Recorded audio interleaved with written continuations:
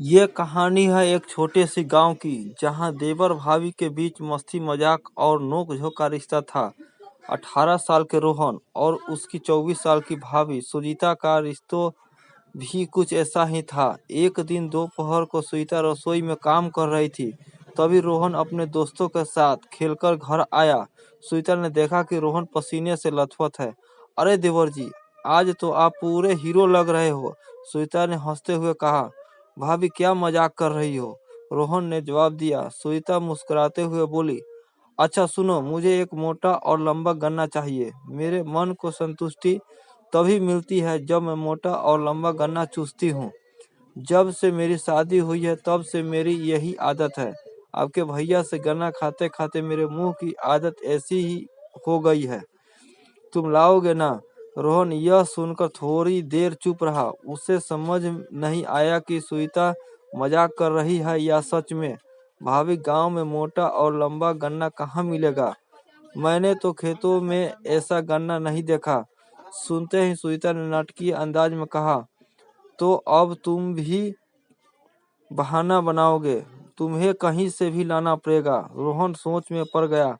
उसने सोचा, अब भाभी को मोटा और लंबा गन्ना लाकर देना ही पड़ेगा, नहीं तो शाम तक मुझे तंग करेगी।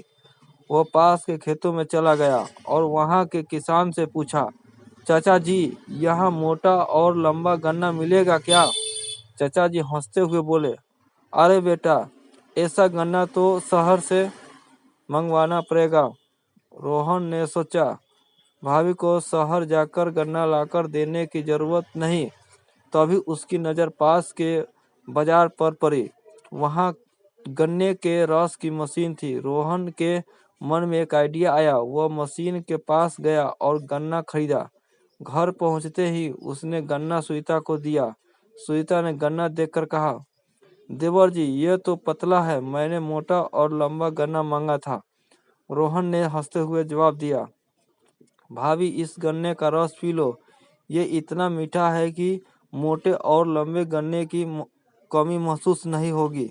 सुनीता ने गन्ने का रस चखा और खुश होकर बोली, चलो, आज तुम्हारा आइडिया काम कर गया।